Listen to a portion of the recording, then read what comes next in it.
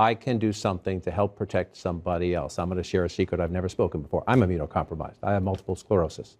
All right? So I'm grateful you're all vaccinated. I'm grateful my employer says all these amazing people who work on the floor who came in here for the last 18 months when we were doing this are vaccinated now that we have vaccines. I worry about bringing it home to my 10-year-old son who can't get a vaccine. I don't like the government telling me what to do. I don't like my boss telling me what to do. In this case, it's important.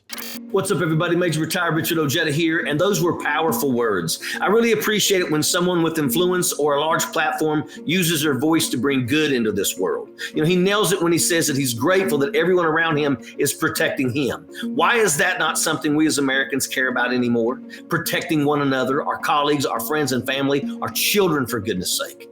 You know how many messages I get a day from worried parents who have to send their kids to school and they're scared to do so? When I hear stories like this, my first instinct is to get sad. I mean, I'm human.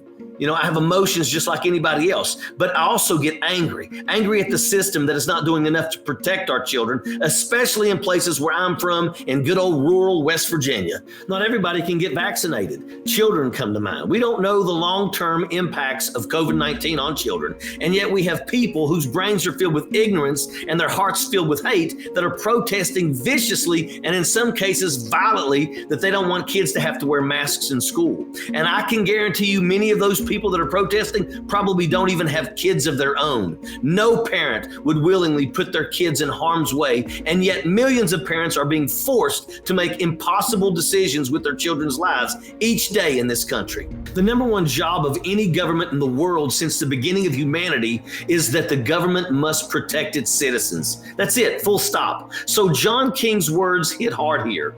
I too don't like my government telling me what to do or my employer, but in this case, I'm grateful. I'm grateful that we have a government, at least a federal government, that is willing to step up to the plate and make the unpopular decisions to protect those who are not old enough to protect themselves. I've said this now more times than I can count, but it needs to be repeated over and over again until we rid ourselves of this horrible pandemic. Get vaccinated. It's safe, it's free, and it's the patriotic thing to do. You think for one moment that the generation that came before us would even be having this discussion? When our greatest generation, our grandparents' generation, was forced to step up and deploy to war to defeat the Nazis during World War II, do you think they would have had these problems if the government told them that they must get vaccinated to protect their fellow citizens?